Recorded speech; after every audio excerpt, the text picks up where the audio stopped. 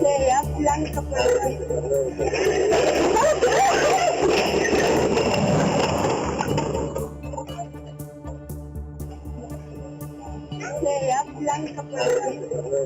Como lo está viendo en su pantalla, este conductor casi atropella a una familia completa. Así fue el momento. Todo esto ocurrió en la colonia El Naranjito, en Cozolacaque, en Veracruz. Los padres junto a sus hijos caminaban tranquilamente sobre la banqueta cuando en cuestión de segundos una camioneta se subió y estuvo a nada de impactar contra los cuatro. Afortunadamente, el padre logró rescatar y reaccionar a tiempo a todos los integrantes para que este pequeño y la madre y su hija pues pudieran salvar la vida. El responsable se dio a la fuga. ¿Cómo están? Muy buenos días, qué gusto saludarles ya en este lunes, inicio de semana. Yo soy Irán Hurtado y como siempre me da mucho gusto saludarlos y agradecerles el que escojan y pues iniciar su mañana con nosotros, el mantenerse informado en este espacio. Vamos ya de lleno con las noticias. Oigan, siguen reapareciendo parte de los funcionarios señalados por Estados Unidos de vínculos con los Chapitos. Todo esto, pues sí, del cártel de Sinaloa. El jueves pasado, por ejemplo, lo hizo el gobernador con licencia de Sinaloa, Rubén Rocha, a través de redes sociales. Aquí se los platicábamos. Él decía que seguía en Sinaloa, que no se estaba moviendo, que no tenía protección por parte de autoridades federales. Pues bueno, siguiendo este tenor, el viernes, el senador morenista Enrique Insunza, a través de su cuenta de X, compartió también una fotografía dentro de una cabaña sosteniendo un libro de Ignacio Manuel Altamirano. Ahí estamos viendo la fotografía. Además, escribió haciendo referencia a Altamirano y a Juárez, que en los dos próceres indígenas de la Reforma podemos ver cristalizada una de las promesas más valiosas del republicanismo, que desde la condición más humilde es posible alzarse sobre los arrogantes y los poderosos y hacer triunfar la causa del bienestar del pueblo por encima de la arbitrariedad. Esto fue lo que escribió, parte de lo que escribió en este tuit el senador Enrique Insunza, que tampoco se ha presentado a trabajar. Lo hemos visto a través de su cuenta de X, citando a diferentes autores, pero la realidad es que nadie sabe si realmente se encuentra en Sinaloa o no, porque también nadie lo ha visto ni siquiera en el Senado, donde sigue cobrando su cheque mes con mes. Y bueno, esto que les platicaba también al inicio del programa en cuanto a Ken Salazar, ex embajador de Estados Unidos en México, y su libro de memorias que reabrió el debate sobre la captura de Ismael El Mayo Zambada, ocurrida el pasado 25 de julio del 2024. Bueno, pues ahora en entrevista aseguró que él en al menos en 4 ocasiones intentó comunicarse con el expresidente López Obrador luego de la detención en territorio estadounidense del narcotraficante. Dijo también que él tenía que entender que Estados Unidos no tenía conocimiento previo de este secuestro y que no había llevado a cabo una operación no autorizada en territorio mexicano.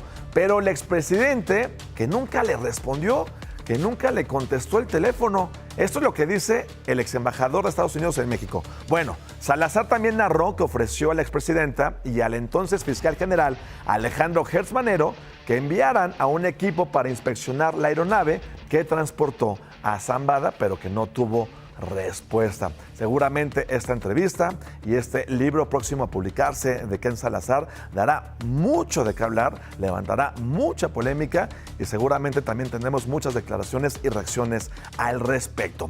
En otros temas, aquí le informamos también sobre la detención en Cancún, allá en Quintana Roo, de Alejandro Mario N., de este señor que es hermano del abogado Víctor Manuel Álvarez Puga y cuñado de la conductora Inés Gómez Mon. Bueno, en nueva información, ya fue vinculado por defraudación fiscal tras no pagar el impuesto sobre la renta en 2016.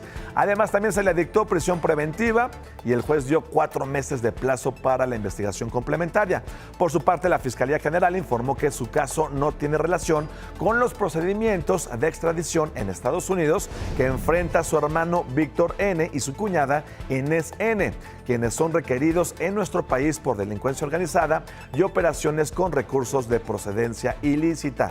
En el caso de Víctor N., Hay que recordar que él fue detenido con fines migratorios en septiembre del 2025 y su próxima audiencia está programada para noviembre del 2026. Por el momento está libre bajo fianza y con un geolocalizador.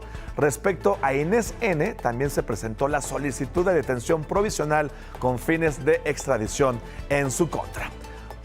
Oigan, y en otros temas, vamos a cambiar un poquito de información en temas de justicia. Sigue pendiente el último pago del empresario Alonso N., todo esto por la venta de la planta de fertilizantes agronitrogenados a Pemex, con un sobreprecio de más de 216 millones de dólares. De acuerdo con la Fiscalía General, Alonso, tras un acuerdo reparatorio alcanzado allá por el 2021, donde se comprometía a pagar en 3 parcialidades, cumplió con las 2 primeras cuotas, una en el 2021, la otra en el 2022, logrando así cubrir más de 104 millones de dólares. Sin embargo, pues mantiene un adeudo por más de 112 millones, el cual debía haberse liquidado el 30 de noviembre del 2023. Ya estamos en 2026, ¿eh? Casi 3 años han pasado después de que supuestamente tendría que haber liquidado ya este pago. Sin embargo, las autoridades no pueden reanudar el procedimiento y pedir su reaprehensión debido a apelaciones que ha presentado este señor. Hay que recordar que desde principios de 2025, Alonso pidió cancelar el convenio porque asegura que la acusación deriva de un montaje y que Pemex simuló un daño que nunca existió. Esto fue lo que dice este señor. Mientras tanto, vamos a continuar con más información nacional. Vean nada más, en Michoacán fueron detenidos Raúl F. y Jorge Antonio R., director y subdirector de la Policía Municipal de Zacapu. Todo esto por su presunta participación en la emboscada que sicarios del cártel Jalisco Nueva Generación ejecutaron. Todo esto contra un convoy de la Guardia Civil en junio pasado en la comunidad de La Mojonera.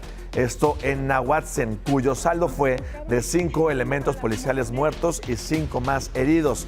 La Fiscalía Estatal informó que además son investigados por robo calificado grave tras apoderarse del armamento y pertenencias de los agentes caídos durante aquel ataque. Las autoridades los vinculan con Jesús Rivera Don Chuy, jefe de plaza del cártel Jalisco de Zacapu, detenido en febrero y liberado días después tras supuestas inconsistencias en la integración de la carpeta de investigación. Así es, otro caso de elementos de la policía vinculados con el crimen organizado.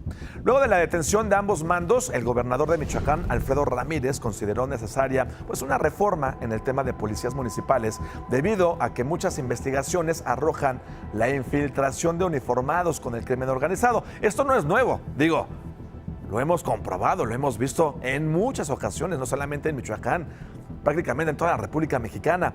En su lugar, propuso transferir las funciones de la seguridad a la Guardia Nacional, la cual dijo cuenta con las condiciones operativas para revelar a las corporaciones locales. Una gran reflexión y debate, si realmente están sirviendo a su objetivo o están bajo la directriz de la delincuencia.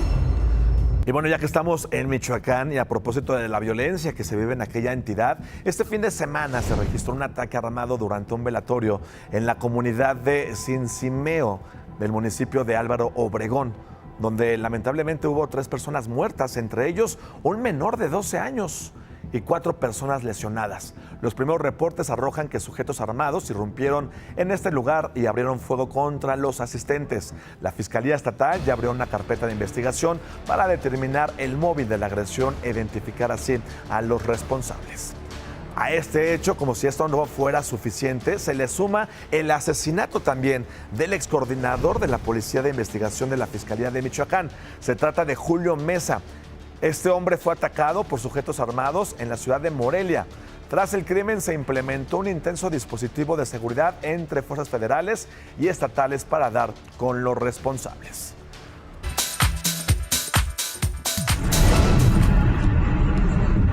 Mira, ahí iba a chocar, yo creo. Sabía que iba a chocar. Sabía que iba a chocar.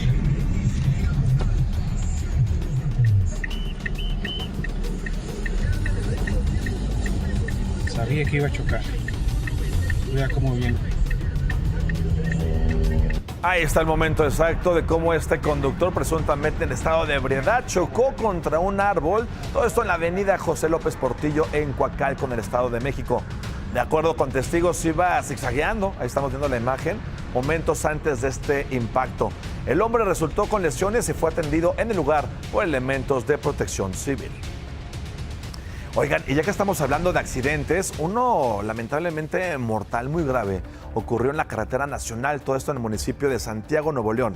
4 jóvenes fallecieron tras presuntamente realizar arrancones y chocar de frente con una camioneta que era manejada por una mujer, quien resultó herida. El coche en el que viajaban, esta joven, Kelly Escobedo, Patricia Arispe y Ana Sarreón, las 3 de 20 años, así como Mauricio Muñoz, de 19, terminó partido a la mitad. Imagínense la velocidad y el tamaño del impacto. El momento exacto del accidente quedó grabado gracias a un automovilista quien iba por la lateral de la vialidad. Ahí está. Una cámara de seguridad muestra cómo el coche iba a exceso de velocidad, pierde el control, cruza el camellón y termina impactándose de frente contra esta camioneta. Otro fatal accidente se registró en el kilómetro 68 de la carretera Guadalajara-Tepic, todo esto a la altura de la caseta de Plan de Barrancas, dejando un saldo de al menos 10 muertos, entre ellos 2 menores y al menos 13 lesionados, de los cuales 4 son ciudadanos estadounidenses. De acuerdo con los reportes, todo inició cuando elementos de la Guardia Nacional atendían un choque entre 2 tractocamiones, cuando momentos después un tercer vehículo pesado impactó en el lugar de los hechos, provocando un incendio que afectó a 5 coches particulares y 2 tractocamiones más. Debido a la magnitud del percance, las autoridades cerraron en su totalidad la vialidad para el retiro de las unidades dañadas. En más información de nuestro país, otro factor que también ha provocado accidentes viales son los baches, tal y como le ocurrió al conductor de esta camioneta que quedó atrapada en uno que está ubicado sobre Periférico Oriente, todo esto a la altura del borde de Xochiaca. Eso ya no es bache, eso ya es socavón, oigan, qué cosas. Todo esto ocurrió en los límites de la alcaldía Venustiano Carranza y Nezahualcóyotl, en el Estado de México. Esta zona muy abandonada por las autoridades, por cierto.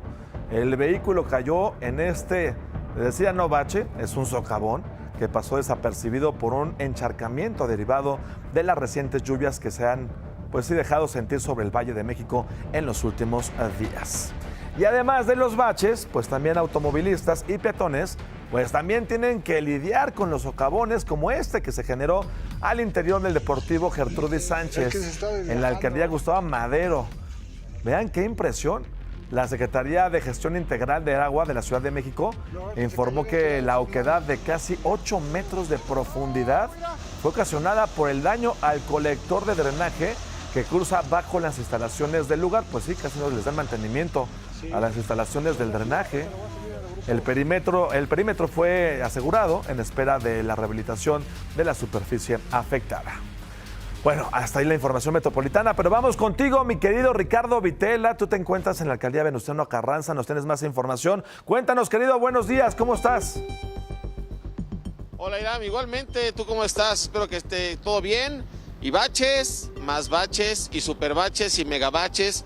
Y no vamos a dejar de evidenciar los trabajos que no hacen bien o que no atienden las autoridades, tanto de la alcaldía o el gobierno central, porque bajando el eje 3 Oriente, la zona de Francisco del Paso Troncoso, este pequeño tramo de este puente que bajan hacia Eduardo Molina es una parte de la calzada Ignacio Zaragoza, es a un lado de la estación La Tapo de autobuses. Y mira nada más estos dos, este parece temazcal urbano, mira, el que está allá, que está en el carril del Metrobús. Cuando llega el Metrobús aquí, ahí viene uno, tiene que sortear, pasar alto total, invadir el carril normal. Y hay muchas veces han caído vehículos también ahí. Hay una llanta de ahí de un vehículo que también ya se le tronó. Ojalá las autoridades vengan a hacerlo conducente para evitar alguna desgracia, un accidente aquí. Exactamente en este punto que ya les he referido, para que hagan el bacheo correspondiente, porque está muy profundo. De hecho, cuando pasa el Metrobús y no le calcula bien el operador, sí se va para abajo la llanta lateral. Y esto pues tiene que hacerlo muy despacio. Ojalá ya se pongan a chambear. Con este programa del bachetón, pues no lo concluyeron, con las lluvias se hacen más y más, pero también el asfalto que ponen es muy corriente y entonces pues no lo dejan bien y se siguen originando los baches. Totalmente. Es lo que te dejamos ahí con imágenes de Iván Brand. Estamos viendo ahí la maniobra, mi querido Ricardo, del Metrobús. A ver, hasta la derecha para ver el Metrobús, amigo. Porque queremos ver la maniobra que está haciendo precisamente para poder sortear este enorme bache.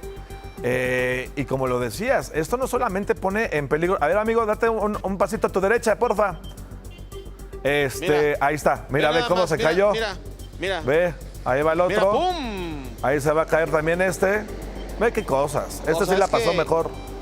Esta sí la pasó mejor. Qué cosas. Ahí está el llamado para las autoridades para que se pongan a trabajar, como bien lo dices. Es lo que te digo, Irán. Es lo que te digo. Sí, está cañón este bache. Ojalá lo hagan rápido. Sí, y eso no solamente pone en peligro el patrimonio de las personas, sino también la vida. Esto puede ser mortal.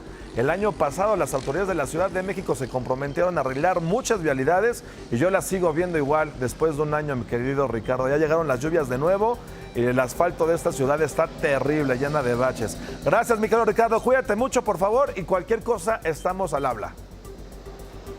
Que invierte bien el presupuesto, que lo inviertan bien. Ahí nos vemos, cuídense mucho. Gracias, Ricardo. Oigan, y es que hay otros casos que no corren con la misma suerte, desafortunadamente, como el de Ana Amelie, la joven que este fin de semana cumplió un año de haber desaparecido en la zona de La Jusco, en la Ciudad de México. Esta es su historia.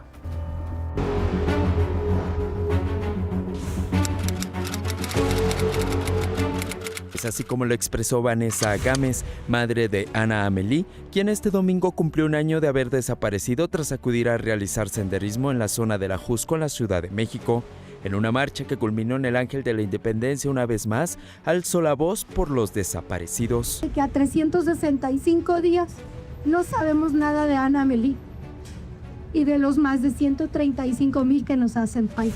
Las autoridades capitalinas catalogan su caso como una de las búsquedas más grandes registradas en el país, pero a pesar de ello, ni la Fiscalía ni las comisiones de búsqueda tienen una línea de investigación principal sobre lo que ocurrió con la joven que desapareció a sus 19 años. También se cumplen más de 9 meses sin saber nada de Carlos Emilio Galván Valenzuela. El joven de 21 años fue visto por última vez la madrugada del 5 de octubre del 2025 tras acudir al bar Terraza Valentino en la zona dorada de Mazatlán, Sinaloa. Carlos, originario de Durango, estaba de viaje con su familia. Esa noche acudió al lugar en compañía de sus primas, quienes cuentan que se levantó al baño, pero ya nunca regresó.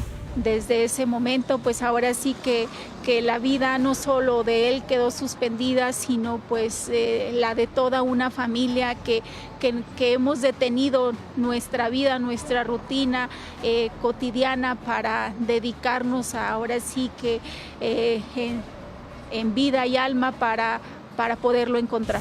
Pero en vez de encontrarlos, la crisis y el número de desaparecidos en México va en aumento. Tan solo en mayo de este año, otra joven de apenas 18 años desapareció. Sus padres narraron que salió a realizar sus actividades como de costumbre, pero ya no volvió. Gracias a las cámaras de seguridad de sus vecinos, vieron que Soledad estaba acompañada por un hombre poco antes de perder la comunicación con ella. En México se contabilizan más de 135,000 personas desaparecidas, informó Kevin Esqueda.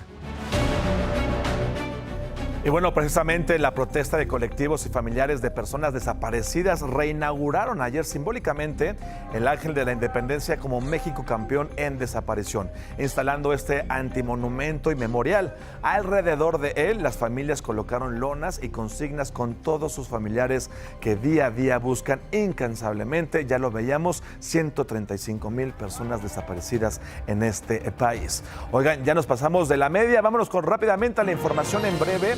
En Tabasco, 3 personas fueron asesinadas la noche del sábado durante un ataque armado contra una vivienda del municipio de Cunduacán. Las autoridades no han dado a conocer el posible móvil de este ataque. Además, una persecución y enfrentamiento entre sujetos armados y autoridades en Culiacán, Sinaloa, dejó al menos 12 coches destrozados. 2 de ellos eran patrullas. En Argentina, detuvieron al mexicano Rodolfo Junior Aguirre Covarrubias. Contaba con una alerta roja de Interpol por tráfico de cocaína desde el 2016. Autoridades federales detuvieron en Ciudad Juárez, Chihuahua, a un hombre que transportaba más de 7,000 cartuchos útiles y también una mira telescópica ocultos en un tractocamión. mientras que en Matamoros, Tamaulipas, repelieron un ataque armado que dejó a 2 presuntos sicarios heridos y detenidos, así como un arsenal decomisado. Banco Multiva presenta. Información de la cartera, información del dinero. En este momento el dólar se cotiza en 17 pesos con 47 centavos. La Bolsa Mexicana de Valores cerró el viernes con una ganancia de 0.59%. En más información, la presidenta Sheinbaum dio a conocer que el gobierno de Estados Unidos acordó abrir su mercado al azúcar mexicana para el próximo ciclo comercial, permitiendo la importación de hasta 1.15 millones de toneladas. De acuerdo con el Departamento de Agricultura estadounidense, se inyectarán más de 4.700 millones de pesos a esta industria. Banco Multiva presentó. Hasta ahí la información en breve. Mientras tanto, continuamos con las noticias nacionales. Vámonos a Zacatecas. Allá, maestros de la CENTE protestaron durante la entrega de tarjetas de la pensión Mujeres Bienestar, que fue encabezada por la presidenta Sheinbaum. Ahí estamos viendo el momento. Exigen que se abrogue la ley del ISSSTE del 2007. La mandataria aceptó que, si bien se han impulsado aumentos salariales, el Fondo de Pensiones para el Bienestar y la basificación de más de 1 millón de docentes, aún existen temas con el magisterio. Y rechazó también acuerdos cerrados con sus dirigentes. Nada de una negociación allá en lo oscurito con unos cuantos, no. Preguntemos a todas y a todos los maestros de México. Eso se llama democracia. Eso en Zacatecas. Mientras tanto, la dirigente de Morena en Colima, Mitsuko Márquez, dio de qué hablar este fin de semana. ¿Por qué? Pues respondió a quienes critican la crisis de violencia y los casos de narcopolíticos que existen en el país. Miren, hasta el momento la líder estatal no ha emitido algún posicionamiento tras este mensaje muy polémico. Pero ¿qué fue lo que dijo esta señora? Escuchen, por favor. Todo aquel que no esté feliz en este país deberían de retirarse de este país. Este país es maravilloso, es grandioso. Tienen una economía estupenda. Ahí está la solución de esta señora para la gente que está inconforme en México con lo que pasa aquí, con la violencia, con las desapariciones. Ella dice, pues que mejor se vayan, ¿no? Que si no les gusta, que mejor agarren sus maletitas y agarren todas sus pertenencias y se vayan de México. Hagan ustedes el favor. En información deportiva vamos a cambiar de temas mejor. Falta menos para que se acabe la Copa del Mundo y una de las tradiciones más populares es el famoso álbum de la justa deportiva, y para que los aficionados pudieran completarlo con las estampas que les faltan, se organizó en el Fan Fest del Zócalo el intercambio más grande del mundo. Vean nada más el tour de qué. Y así quitarle el récord Guinness a Brasil, que logró convocar a 1,447 personas en 2022. Ahí se dieron cita los fanáticos, los pamboleros, para conseguir la estampita del uno, del otro que les faltaba para ya, pues sí, cerrar este álbum, que tienen una semana prácticamente para ya terminar de llenarlo. En tanto, la Federación Mexicana de Fútbol fue sancionada con 42.8 millones de pesos por violaciones a la protección de datos personales con el sistema Fan ID. Esto es muy grave, ¿eh? Vean nada más, de acuerdo con la Secretaría de Anticorrupción y Buen Gobierno, la resolución se tomó por no haber tenido el consentimiento expreso y por escrito de los aficionados para tratar sus datos sensibles. Aunque, ojo, la federación todavía puede impugnar esta sanción. Pero sí, mucha gente que se registró en este programa de la Federación Mexicana de Fútbol, que puso su nombre, incluso hasta su dirección e información sensible, pues quién sabe a dónde fue parar toda esta situación. Imagínense de lo que estamos hablando. Y hablando de la selección mexicana, decenas de aficionados se congregaron en el Ángel de la Independencia para despedir al Tri y marcar así el fin de México como coanfitrión de la Copa del Mundo 2026, con camisetas tricolores, cánticos de Cielito Lindo y el tradicional "quiere volar, quiere volar". Bueno, los seguidores celebraron pese a la eliminación en octavos de final ante Inglaterra. El festejo provocó cierres viales en Paseo de la Reforma y un operativo de la Policía Capitalina para decomisar bebidas alcohólicas. Ya estamos de vuelta con más información. Gracias por continuar con nosotros. Oigan, este tipo de información son de las que no nos gustaría darles nunca, de que es muy lamentable porque habla del tipo de sociedad en la que nos estamos convirtiendo y en la que estamos viviendo. En Zacatecas, un adolescente de tan solo 13 años de edad se encuentra bajo custodia de las autoridades y de sus familiares tras abusar sexualmente de una niña de 10 años en el municipio de Tabasco. Un niño de 13 abusando de una niña de 10. La menor actualmente está hospitalizada después de que el joven la arrojó desde un coche en movimiento. Por su parte, la Fiscalía Estatal informó que no puede ser detenido formalmente, pues sí, debido a su edad. Sin embargo, se avanza en la indagatoria que permite acreditar los hechos y llevarlo ante un juez de control para determinar la sanción correspondiente.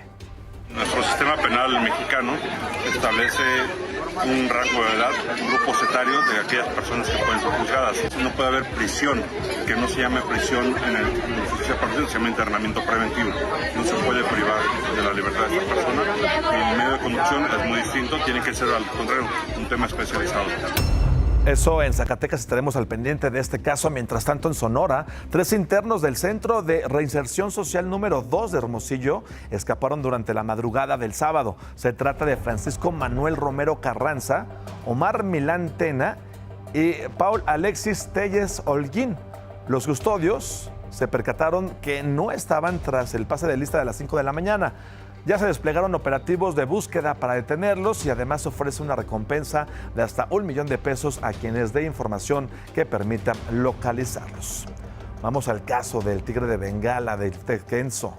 Hoy sabemos que lamentablemente murió por broncoaspiración de sangre provocada por un impacto de bala en la cabeza durante un operativo de captura en Tepetlaxtoc, en el Estado de México. Así lo confirmó el informe de la necropsia realizada por la UNAM. Hay que recordar que el felino de apenas 2 años había escapado el 27 de junio de un refugio antes del trágico desenlace. Durante 5 días, más de 70 personas lo buscaron y la mañana del 2 de julio fue localizado en el fondo de una barranca donde fue capturado. Pues sí, pero para capturarlo tuvieron que dispararle. Agresión que hoy sabemos le causó la muerte por la incompetencia de las autoridades, por la incompetencia de estas personas que participaron en este supuesto rescate para capturar a este tigre que desafortunadamente hoy está muerto. Mi querido Pepe Toño García, tú nos tienes más información desde Iztapalapa. Cuéntanos qué está pasando por allá. Buenos días, amigo. Hola, Iram, ¿cómo estás? Qué gusto saludarte. Estamos aquí muy cerca de la zona del metro Peñón Viejo. Y fíjate, esta grieta que se formó el jueves pasado es una grieta de por lo menos 15 metros de longitud. Y dicen algunos vecinos que, bueno, pues al parecer una fuga de agua fue la que lo ocasionó, pero pues vemos esta situación bastante peligrosa porque pues la grieta pues ha causado este desnivel aquí en esta calle, la calle de Manuel Calero, y le voy a pedir aquí a mi compañero René Patraca si nos permite, por favor, una toma aquí hacia esta zona donde, bueno, pues continúa prolongándose esta grieta hacia el interior de un centro comercial, hacia la zona del estacionamiento, donde también, bueno, pues se ve bastante afectada y pues aquí todo este perímetro, una zona bastante complicada, el terreno bastante regular, por lo menos pues ya serán unos 30-45 centímetros los que, bueno, pues se han hundido todo este terreno. Por lo pronto, la información que tenemos aquí desde la zona de Iztapalapa, Irán, el reporte. Mi querido Pepe Toño, gracias por la información, y también estamos viendo que está muy cerca de una gasolinera. No sabemos si le pueda afectar o pueda correr peligro a la gente que está viviendo ahí a causa de esta socavón, zanja, que también está, por lo que estoy viendo, está muy cerca también de las obras que están llevando a cabo las autoridades ahí sobre Ignacio Zaragoza. Esas obras que llevan mucho tiempo y nada más no terminan, que se supone era para evitar las inundaciones en la época de lluvias. Ya llegaron las lluvias y la obra continúa. Gracias, mi querido Pepe Toño García. Un abrazo, amigo. Cuídate mucho, cualquier cosa volvemos contigo. en nuestro país. El sábado, un enjambre de abejas atacó a toda una familia en la colonia Libertad de Matamoros, en Tamaulipas, provocando la muerte de un adulto mayor y 3 lesionados.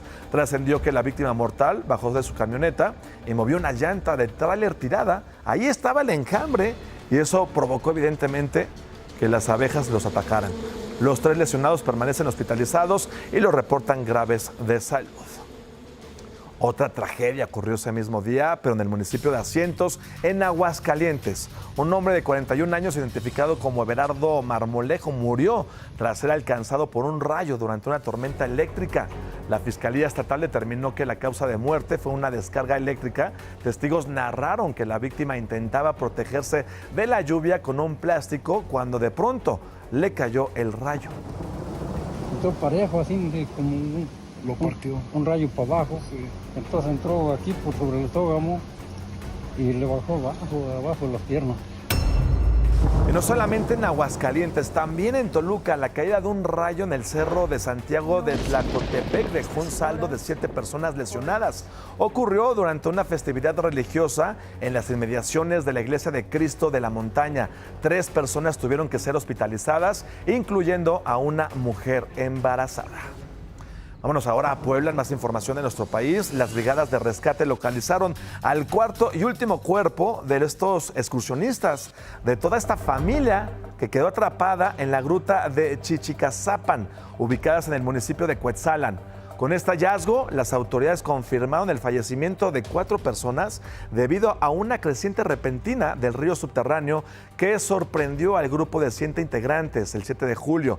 3 de ellos están con vida afortunadamente. Sin embargo, las intensas lluvias que afectan a la Sierra Norte de Puebla obligaron a las autoridades estatales a suspender de manera indefinida las labores de rescate de los cuerpos debido al alto riesgo que representa ingresar nuevamente a este sistema cavernario.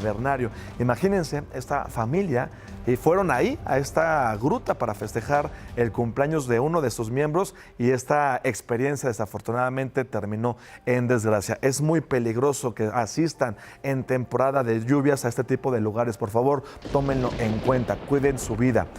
Y otra cosa, impresionante postal. Una nube estante cubrió de forma espectacular el cielo de la Ciudad de México la tarde del sábado. Vean, parece como película, ¿no? Vean, según científicos, es la antesala de tormentas severas y se produce tras un fuerte choque térmico. La nube avanzó sobre el sur y poniente de la capital antes de desencadenar, pues sí, en una fuerte tormenta. El fenómeno asombró a los habitantes y se viralizó a través de las redes sociales, a través de fotos y videos compartidas desde alcaldías como Tlalpan, La Magdalena Contreras, Álvaro Obregón y también la zona de Reforma. Y cómo no, estaba impresionante aquello.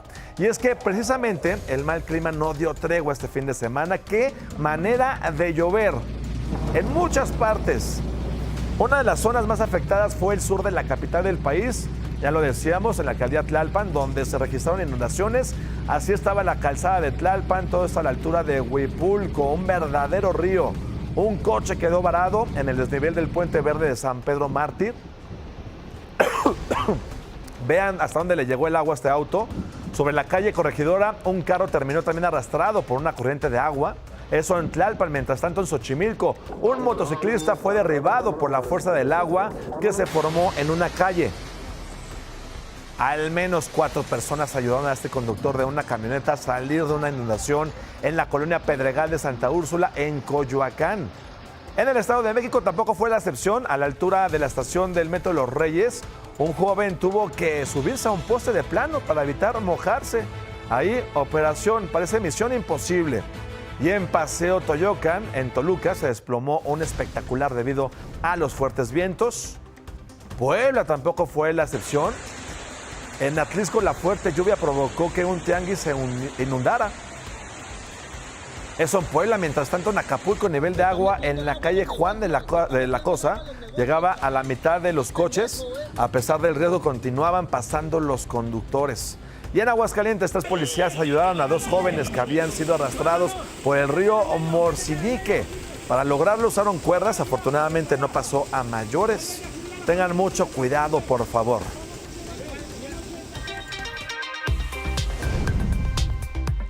Y vamos con la información del clima para que lo tomen en cuenta, cómo nos va a pintar, qué nos quitamos, qué nos ponemos. Pues esperan más lluvias en Chihuahua, en Coahuila, en Durango, en Sinaloa, Nayarit, Michoacán y Guerrero. Cuídense mucho, por favor. No pasen las corrientes, ya saben, 20 centímetros o menos puede ser suficiente para ser arrastrados. Continúa la onda de calor, en contraste en Baja California Sur, en Colima, Jalisco y Oaxaca, con temperaturas que van a alcanzar los 38 grados centígrados. Hidratarse bien. Para los chilangos y las chilangas de la Ciudad de México hay 40% de probabilidad de lluvias, así que prepárense, por favor.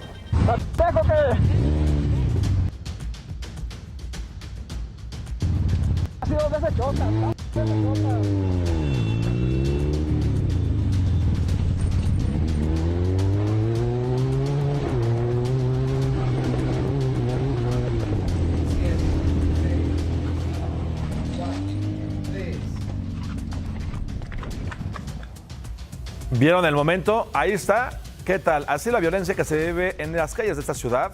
Así fue como un conductor amenazó con una pistola a un motociclista que circulaba por calles de Guadalupe, allá en Nuevo León. En un inicio la policía local aseguró que no había elementos para demostrar que los hechos ocurrieron en aquel municipio. Sin embargo, en menos de 24 horas se retractaron e informaron que tras revisar los videos de las cámaras del C4 identificaron al coche responsable, el cual fue robado el 14 de junio en el municipio de Juárez y recuperado el día 30 de ese mismo mes por agentes de esa corporación. Sobre el responsable, la autoridad informó que fue arrestado el 1 de julio tras cometer un robo con violencia que derivó en un enfrentamiento armado contra oficiales. Ahí lo estamos viendo. Además, se dio a conocer que el análisis de las imágenes arrojó que la agresión contra este motociclista ocurrió entre el 14 y el 29 de junio pasado. Afortunadamente, este sujeto ya está tras las rejas. Vamos a dejar Nuevo León, vámonos ahora a Morelia, en Michoacán, donde vecinos de las colonias Punguato y Mil Cumbres reportaron la presencia de un sujeto que deambulaba así por las calles, vestido con este atuendo de payaso de la película Terrifier. La gente está preocupada allá en Michoacán por estas escenas, porque presuntamente asustaba a las personas que habían entrado a un negocio y que incluso intentó entrar a una casa. Sin embargo, todo fue aclarado. Se trató de un adolescente de 15 años que intentó grabar contenido para sus redes sociales, pero pues la gente estaba preocupada porque así deambulaba por las calles, lo encontraban a través de las imágenes de seguridad y pues decían, ¿qué está pasando?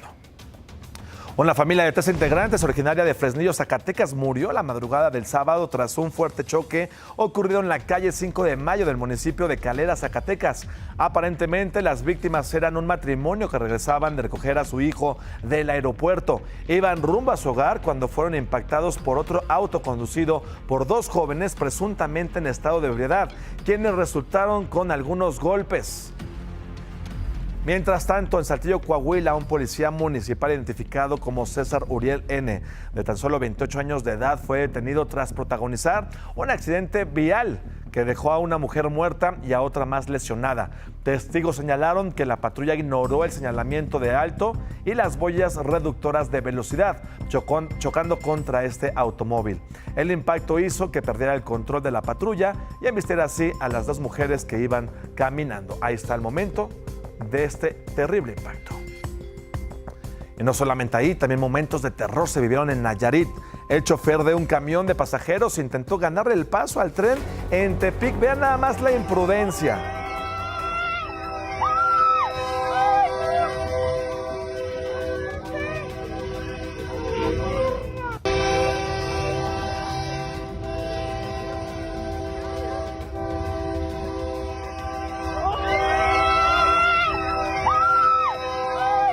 Ahí están las caritas de terror de estas pequeñas, de esta imprudencia que pudo haber terminado en una tragedia. Por fortuna todo quedó en un gran susto y en una grave imprudencia, ya que el ferrocarril pasó a escasos centímetros de la unidad sin que se reportaran heridos ni daños materiales. Y en más información, en Ciudad Juárez, Chihuahua, este automóvil fue impactado por un tren. Él no corrió con la misma suerte. Vean, ahí está el momento. El conductor intentó ganarle el paso para cruzar las vías en el cruce. Muy imprudentemente, tras el choque, el vehículo fue arrastrado por más de 100 metros. Pese al aparatoso del accidente, ¿qué creen? La pareja que viajaba en el auto únicamente sufrió lesiones leves. Volvieron a nacer. Estos imprudentes, por no esperarse unos minutos, casi pierden la vida. En el Estado de México, un percance vial terminó en tensión, luego de que un hombre, aparentemente un motociclista, terminara dañando el coche de una mujer. Le dañó un espejo retrovisor y también un limpiaparabrisas, como estamos viendo. A pesar de la violencia de este sujeto, la agredida mantuvo la calma en todo momento y así lo captó. ¿Qué le pasa? Ándale. ¿Sí? Yo también te tengo grabada, ya quedamos a manos, ya quedamos a manos, ¿no? Ya quedamos a manos. Sí. Desquítate todo lo que quieras. Wow. Ya quedamos a mano, dice este sujeto. Ojalá que pronto lo puedan detener. Mientras tanto, amigos, compañeros, vecinos, ¿qué digo vecinos, hermanos? ¿Cómo están? No, sí, se les acabó el azúcar. Sí. Van a pedir una tacita o algo. O dos. O dos. Pero ahorita no andamos dando azúcar, muchachos. Es poco el amor para gastarlo en celos. Pero les deseamos una buena semana. Qué gusto saludarlos. Igualmente, mi mamá. Cuídense mucho. Bonito lunes. Igualmente.